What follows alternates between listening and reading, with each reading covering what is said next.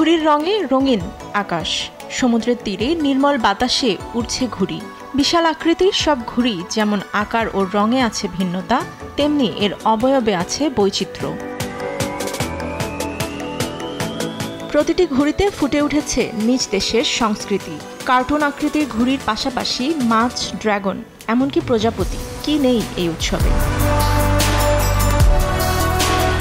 প্রতি বছর ডেনমার্কের ফ্যানো দ্বীপে আয়োজন করা হয় এই উৎসবের।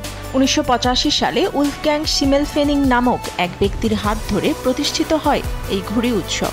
বিশ্বমানের থার্মিক্স রড, সালাম স্টিল থার্মিক্স, দেশের একমাত্র থার্মিক্স রড।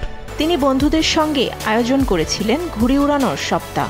এরপর থেকে জনপ্রিয়তা বেড়ে এখন পৃথিবীর সবচেয়ে বড় ঘুড়ি উৎসব এটি। 26টি দেশে প্রায় 5000-এর বেশি ঘুড়িপ্রেমীরা এসেছেন ফ্যানো দ্বীপে। উৎসবের 40তম প্রতিষ্ঠাবার্ষিকী উদযাপনে একত্রিত হয়েছেন। এতে প্রায় 25,000-এর বেশি ঘুড়ি প্রদর্শিত হচ্ছে। এর মধ্যে অন্যতম আকর্ষণ হল 100 মিটার লম্বা ইন্দোনেশিয়ান ঘুড়ি। আমরা 40তম প্রতিষ্ঠা বার্ষিকী উদযাপন করতে পেরে সত্যি আনন্দিত। এটি খুব ছোট একটি অনুষ্ঠান ছিল, এমনকি আনুষ্ঠানিকভাবেও নয়। কয়েকজন পর্যটক শুধু ঘুড়ি উড়িয়েছিলেন, কিন্তু এখন 40 বছর পর এটি বিশ্বের সবচেয়ে বড় ঘুড়ি উৎসব।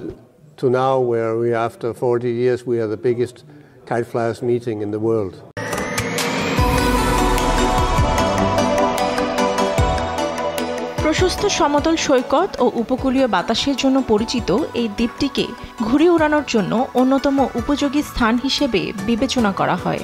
দর্শনার্থীদের প্রায় 14 কিলোমিটার জুড়ে বালির উপর গাড়ি চালানোর অনুমতি দিয়েছে প্রশাসন। 19 জুন থেকে শুরু হওয়া এ উৎসব চলবে আগামী 22 জুন পর্যন্ত। ফাতেমা তাসনিম, নিউজ ডেস্ক, দেশ টিভি।